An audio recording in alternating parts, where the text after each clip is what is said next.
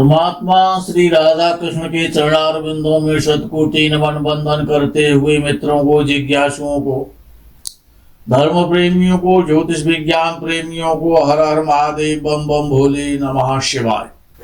मित्रों, जीवन में हर व्यक्ति ये चाहता है कि मेरा नाम हो, मुझे यश मिले, मुझे पद मिले।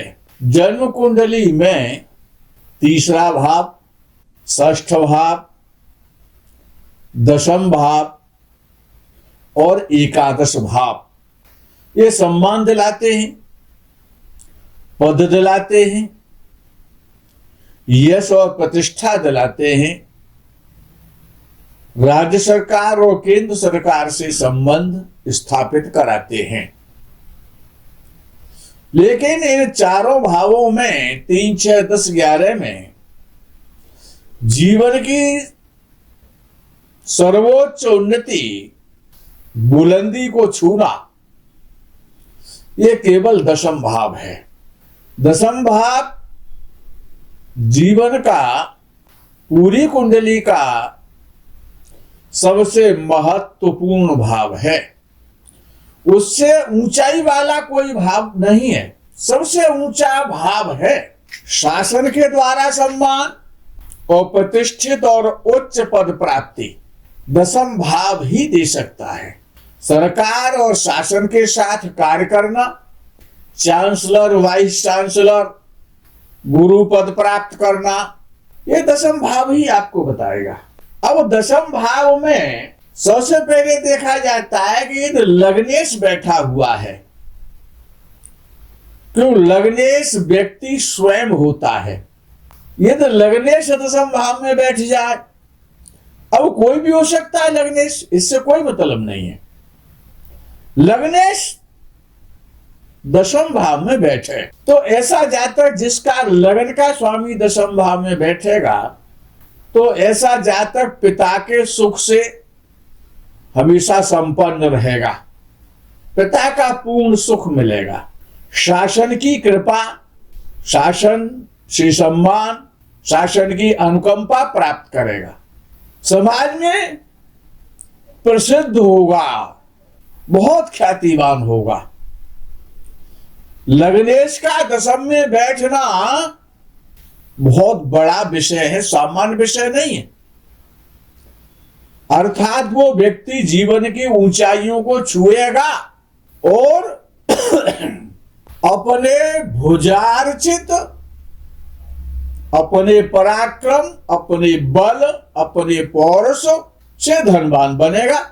यदि दूसरे भाव का स्वामी, धन भाव का स्वामी, वो दशम भाव में बैठे तो ऐसा जातक विद्वान होगा, धनवान होगा, शिक्षित होगा, अच्छे मार्गों के द्वारा धनार्जन करने वाला होगा, व्यापार के द्वारा, क्रय विक्रय के द्वारा, सर्विस के द्वारा, धार्मिक क्रियाकलापों के द्वारा, वक्ता के माध्यम से, वाणी के माध्यम से, उपदेशों के माध्यम से, ऐसा जातक जिसका द्वितीय भाव का स्वामी यदि दशम भाव में बैठा हुआ है, तो जीवन में समस्त प्रकार की उन्नति करेगा और इस प्रकार के कार्य करेगा। तीसरे भाव का स्वामी, और तीसरा भाव उपचय भाव है, दशम भाव भी उपचय भाव है। तीसरे भाव का स्वामी बली हो और अच्छी स्थिति में हो और वो दशम भाव में बैठे, केवल आज दशम भाव की चर्चा है। तो जब तीसरे भाव का स्वामी दशम भाव में बैठेगा, किसी का भी बैठे, स्त्री का बैठे या पुरुष का बैठे, दोनों के लिए समान नियम है। ऐसा जातक अपने प्रयास से, अपने पुरुषार्थ से जीवन में बहुत बड़ी उन्नति करता है। जातक के जो छोटे भाई बहन होते हैं वो भी बहुत उन्नति करते। जातक से छोटे भाई बहनों का, मित्रों का अच्छा संबंध रहता है। ऋषि सत्याचार के अनुसार तीसरे भाव, तृतीयेश और दशम भाव में बुध या शुक्र की राशि में, यानी मिथुन, कन्या, वृष और तुला, अगर ये 4 राशि में से कोई राशि दशम भाव में है और उसमें तीसरे भाव का स्वामी बैठा है। बड़ा अच्छा योग बता रहा हूं। तीसरा भाव का स्वामी या तो बुध की राशियों में बैठे, मिथुन या कन्या में बैठे, दशम भाव में बैठे, या ऋषि सत्याचार कह रहे हैं, या फिर तीसरे भाव का स्वामी शुक्र की राशि में बैठे, और शुक्र की राशि दो है, वृषभ है और तुला है। तो तीसरे भाव का स्वामी दशम भाव में वृष या तुला, मिथुन या कन्या राशि में बैठे तो जातक गायक बनता है, संगीतकार बनता है, गीतकार बनता है, अभिनेता बनता है, डांसर बनता है। संगीत से और वाद्य संगीत से बहुत प्रेम करने वाला होता है। ये योग अनेकानेक नर्तकियों और अभिनेत्रियों की कुंडली में प्राप्त होता है। जैसे कि एक बड़ी प्रसिद्ध हीरोइन हुई हैं नरगिस दत्ता, उनका तीसरे भाव का स्वामी चंद्रमा, उनका वृषभ लगन था, और तीसरे भाव का स्वामी चंद्रमा और दशम भाव में बैठा हुआ था, प्रसिद्ध हीरोइन हुई। ये तो चतुर्थ भाव का स्वामी और दशम भाव में बैठ जाए तो चतुर्थेश, पहली बात तो चतुर्थ भाव को देखेगा। जब चतुर्थेश दशम भाव में बैठ जाएगा जन्म कुंडली के में, तो उसको नैसर्गिक यानी प्राकृतिक बल प्राप्त हो जाएगा।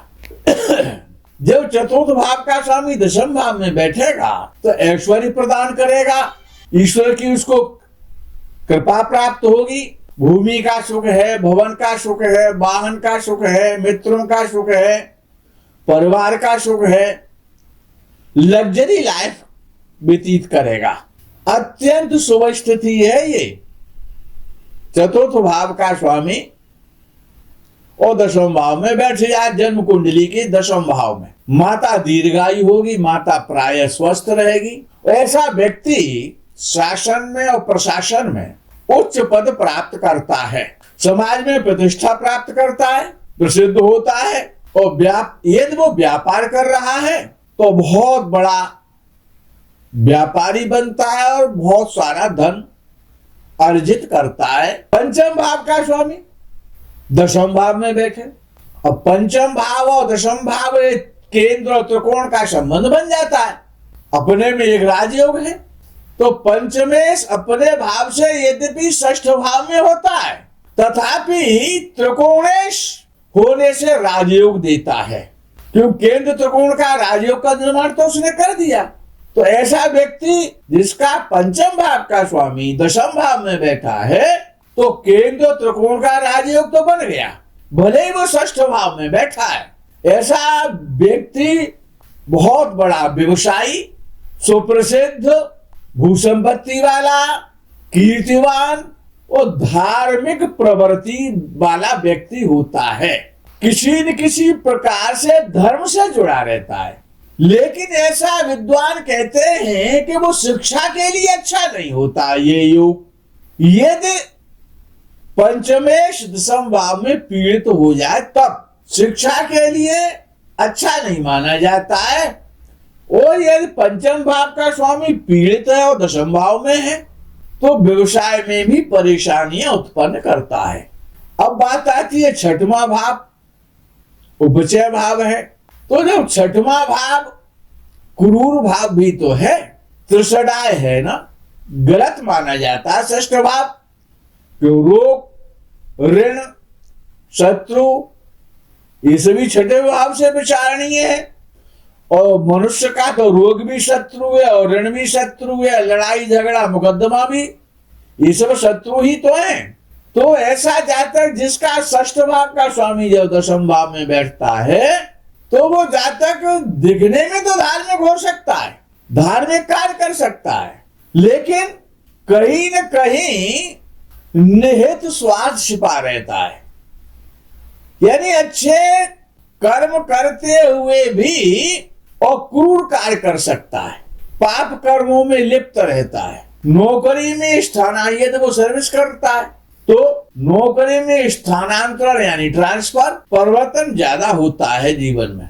और जो सर्विस वाले हैं और यदि उनका छठवें भाव का स्वामी दशम भाव में बैठा हुआ जन्म कुंडली के में, ऐसे जातकों का ट्रांसफर प्राय होता ही रहता है। अब बात आती है कि सप्तम भाव का स्वामी ये दशम भाव में बैठा है तो विदेशियों से सफलता दिलवाता है।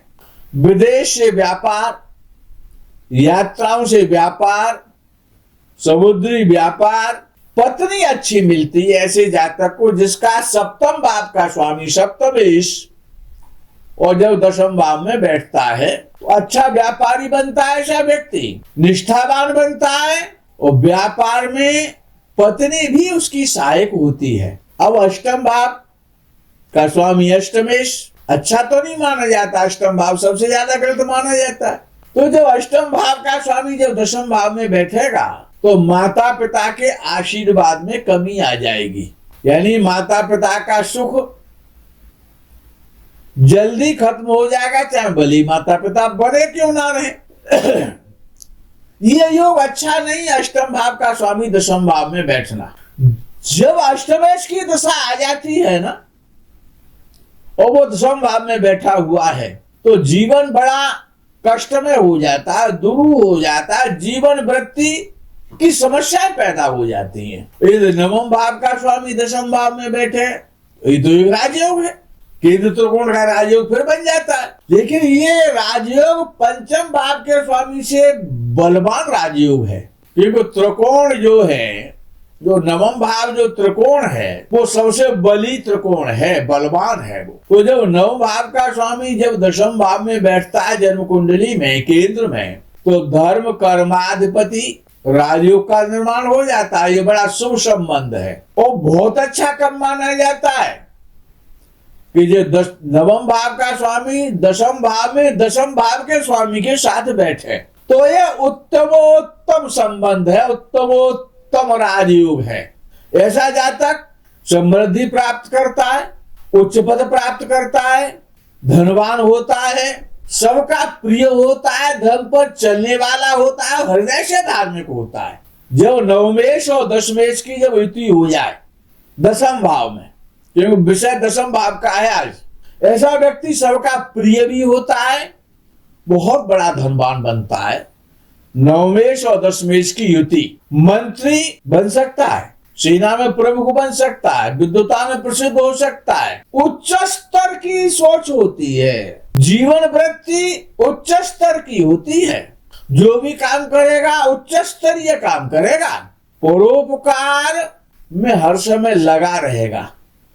ऐसा व्यक्ति बड़ा परोपकारी होता है, सामाजिक होता है, धार्मिक होता है, धनवान होता है, सम्मानित होता है, बड़ा श्रेष्ठ योग है।